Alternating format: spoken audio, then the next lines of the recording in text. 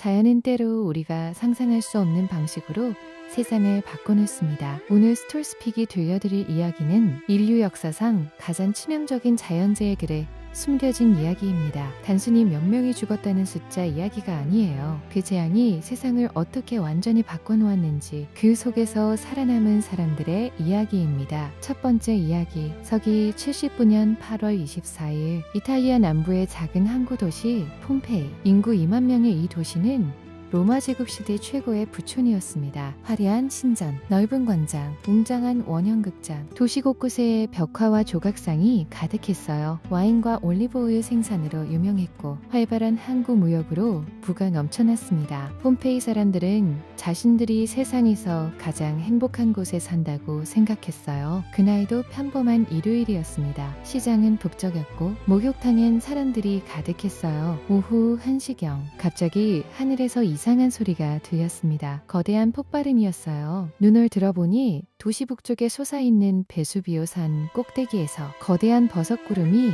하늘 높이 피어올랐습니다. 처음엔 구경하는 사람들도 있었어요. 하지만 얼마 지나지 않아 하늘에서 작은 돌멩이들이 쏟아지기 시작했습니다. 뜨거운 화산재가 비처럼 내렸어요. 대낮인데도 하늘이 칠흑처럼 어두워졌습니다. 사람들이 패닉에 빠지기 시작했어요. 도망치는 사람들, 집 안에 숨는 사람들, 가족을 찾아 헤매는 사람들. 그리고 폭발 이후 약 12시간 뒤 더 끔찍한 것이 왔습니다. 화산재 서유. 섭씨 700도에 달하는 초고온의 가스와 화산재가 섞인 흐름이 시속 수백 킬로미터의 속도로 산을 타고 내려왔어요. 이것이 지나는 곳에 모든 것은 단 몇 초 안에 사라졌습니다. 폼페이는 그렇게 지구에서 사라졌어요. 화산재 밑에 완전히 묻혔습니다. 그런데 놀라운 일이 벌어졌어요. 그 화산재가 폼페이를 완벽하게 보존했습니다. 2000년이 지난 1748년 스페인군 공병대가 이 지역을 발굴하다가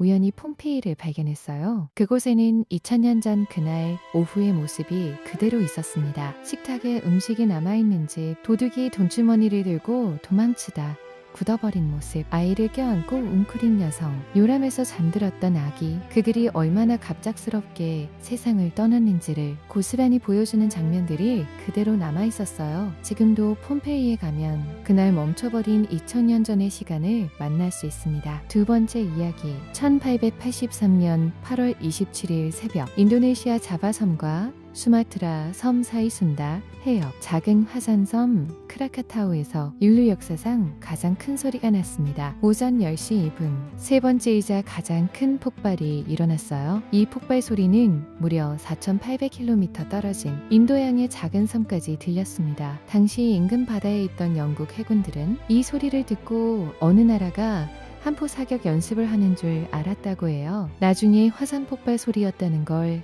알고 경악했습니다. 폭발의 충격파가 지구를 무려 7바퀴나 돌았어요. 화산재가 성층권까지 올라갔습니다. 그리고 뒤이어 쓰나미가 왔어요. 높이 46m의 파도가 인근 해안가를 덮쳤습니다. 한 해안 도시에서는 배 한 척이 파도에 휩쓸려 내륙 2km 정글 한가운데서 발견되기도 했어요. 공식 사망자만 36,417명이었습니다. 근데 이 화산이 남긴 더 충격적인 영향이 있었어요. 화산재가 성층권에 퍼지면서 전 세계 평균 기온이 1.2도 떨어졌습니다. 그 여파로 몇 년 동안 달이 파란색이나 초록색으로 보이는 현상이 나타났어요. 실제로 이 폭발 이후 전 세계적으로 이상기후가 나타나 농작물이 피해를 입고 기근이 발생했습니다. 화산 하나가 지구 전체의 기후를 바꿔놓은 거예요. 더 놀라운 건 그 이후입니다. 폭발로 섬이 3분의 2가 사라졌는데 45년이 지난 1928년 사라졌던 섬자리에서 새로운 작은 섬이 솟아올랐어요. 인도네시아 사람들은 이 섬을 아나 크라카타우라고 불렀습니다. 크라카타우의 아이라는 뜻이에요. 이 아이 섬은 지금도 매년 수미터씩 자라고 있어요. 세 번째 이야기,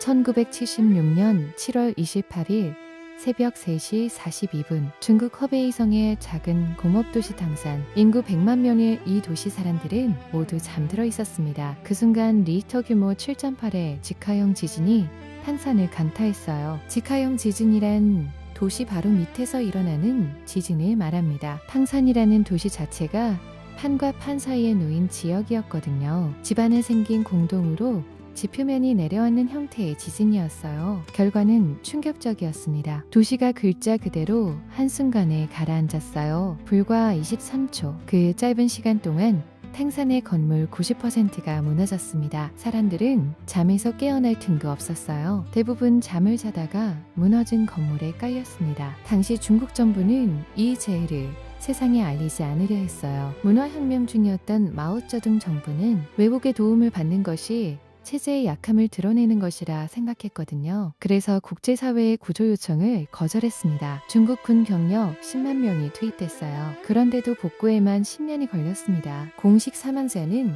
24만 2천 명이었습니다. 그런데 실제로는 40만 명 이상이 사망했다는 주장도 있어요. 당시 중국 정부가 사망자 수를 축소했다는 의혹이 지금도 있거든요. 탕산 대지진은 인류 역사상 20세기에 발생한 지진 중 가장 많은 사망자를 지진으로 기록되어 있습니다. 네 번째 이야기, 2004년 12월 26일 인도네시아 수마트라 섬 서쪽 바다에서 규모 9.1에서 9.3 사이의 초강력 지진이 발생했습니다. 이 지진으로 발생한 쓰나미는 인도양 전체를 가로질러 퍼져나갔어요. 인도네시아, 스리랑카, 인도, 태국, 소말리아, 케냐, 탄자니아 무려 14개국이 피해를 입었습니다. 이날 아침 태국 푸켓 해변에는 크리스마스 휴가를 즐기러 온 관광객들로 가득했어요. 갑자기 바닷물이 이상하게 빠지기 시작했습니다. 해변에 있던 사람들은 신기하게 바라봤어요. 물고기들이 해변에 퍼덕이고 있었거든요. 아무도 이것이 무엇을 의미하는지 몰랐습니다. 바닷물이 빠지는 건 쓰나미가 오기 직전의 신호예요. 그리고 수분 뒤 거대한 파도가 해안으로 밀려왔습니다. 10m, 20m,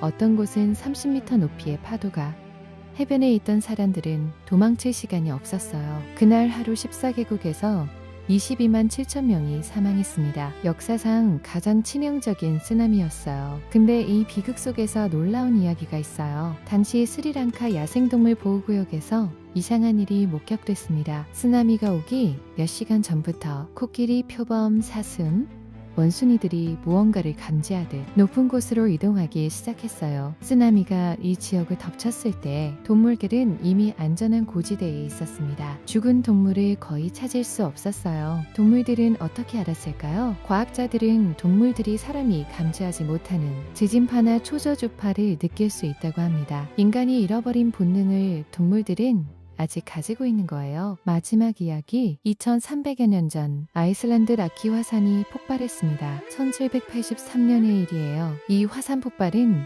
탕산이나 폼페이처럼 유명하지 않아요. 근데 이 폭발이 인류 역사에 미친 영향은 어쩌면 가장 컸을 수도 있습니다. 라키 화산에서 뿜어져 나온 엄청난 양의 유독가스가 유럽 전체를 뒤덮었어요. 프랑스, 영국, 독일, 이탈리아. 이 가스가 농작물을 태우고 가축을 죽였습니다. 그해 유럽의 농작물 수확량이 절반으로 줄었어요. 겨울은 유난히 추웠습니다. 사람들이 굶기 시작했어요. 특히 프랑스에서 피해가 컸습니다. 프랑스 농민들은 먹을 것이 없어 죽어갔어요. 귀족들은 여전히 풍요롭게 살았는데 굶주린 민중의 분노가 폭발했습니다. 그리고 6년 뒤인 1789년 프랑스 혁명이 일어났어요. 루이 16세가 단두대에서 처형당했습니다. 역사를 바꾼 프랑스 혁명. 그 시작에 아이슬란드 화산 폭발이 있었던 거예요. 자연재해 하나가 왕을 죽이고 역사를 바꿨습니다. 오늘 5가지 자연재해 이야기를 들으셨는데요. 공통점이 하나 있어요. 자연 앞에서 인간은